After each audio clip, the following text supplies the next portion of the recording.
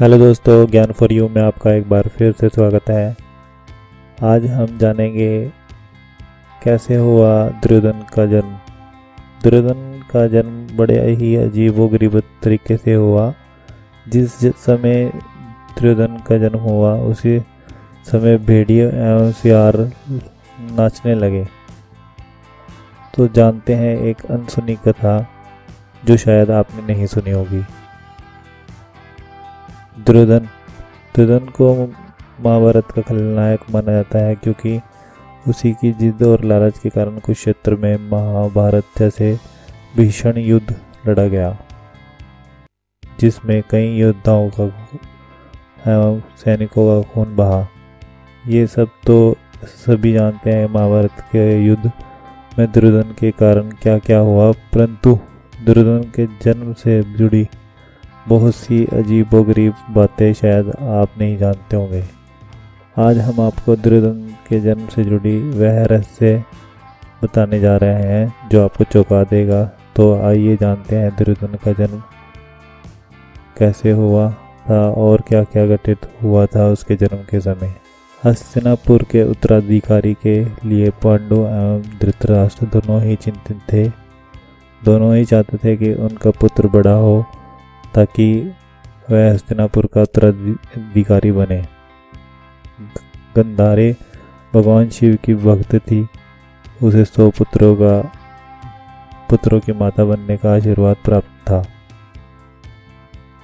संयोग यह हुआ कि पांडु की पत्नी कुंती और धृतराष्ट्र की पत्नी गंधारी दोनों गर्भवती हुए, लेकिन भाग्य पांडु के साथ था और सबसे पहले पांडु के घर युधिष्ठिर का जन्म हुआ। इससे धृतराष्ट्र और उसकी पत्नी गंधारी बहुत दुखी हुए। गंधारी को दुखी देख महर्षि व्यास ने कहा, तुम्हें शिवजी का आशीर्वाद प्राप्त है, इसलिए चिंतित नहीं होने की जरूरत। तुम 100 पुत्रों की माता बनोगी। समय बीतता रहा और कुंती ने दूसरी बार गर्भ धारण किया, लेकिन गंधारी के गर्भ से बच्चे का जन्म नहीं हुआ। इससे दुखी होकर गंधारी ने अपनी दासी को पेट पर वार करने के लिए कहा। दासी ने महारानी की आज्ञा से पेट पर खूब प्रहार किए। इससे गंधारी के गर्भ से एक मांस का पिंड गिरा। उसने गर्भ से मांस के पिंड को गिरा देखकर गंधारी चिंतित हो गई और रोते रोते महर्षि वेदव्यास जी के पास पहुंची। महर्षि वेदव्यास ने उन्हें सांत्वना देते हुए गंधारी से कहा कि तुम्हें चिंतित होने की आवश्यकता नहीं है। तुम्हारे इस मांस के पिंड के द्वारा ही 100 पुत्रों का जन्म होगा। व्यास जी ने आज्ञा दी कि तुम इस मांस के टुकड़े को 100 टुकड़ों में काटवा कर अलग अलग घड़ों में बंद कर दो। गंधारी ने एक पुत्री की इच्छा भी जताई, इसलिए मांस के पिंड को 101 टुकड़ों में काटा गया और घड़ों में बंद किया गया। 9 महीने के बाद जब कुंती ने भीम को जन्म दिया तो उसी समय एक घड़ा फूटा तथा उसमें से दुर्योधन का जन्म हुआ।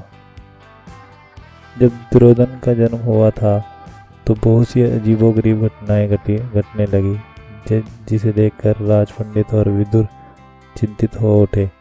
दुर्योधन के पैदा होने के कुछ क्षण के पूर्व ही आसमान में काले बादल छा गए। फिर सियार दुर्योधन के जन्म के अवसर पर राजमहल के बाहर आकर नाचने लगे तथा जोर जोर से आवाजें निकालने लगे तथा अन्य सभी जानवर अपने अपने बिलों में जाकर एवं गुफाओं में जाकर छिप गए। सियारों की आवाज़ एक अपशगुन का माहौल बना रही थी।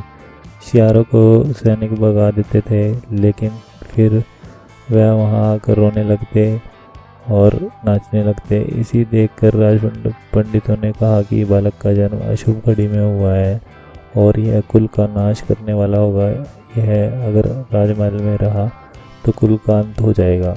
महामंत्री विदुर ने धृतराष्ट्र को सलाह दी कि इस बालक को अपने से दूर कर दे, लेकिन धृतराष्ट्र ने संतान मोह में ऐसा नहीं किया और परिणाम स्वरूप दुर्योधन धीरे धीरे महायुद्ध का महायुद्ध का आमंत्रण दे दिया और वहीं हुआ जो भाग्य को चाहता था।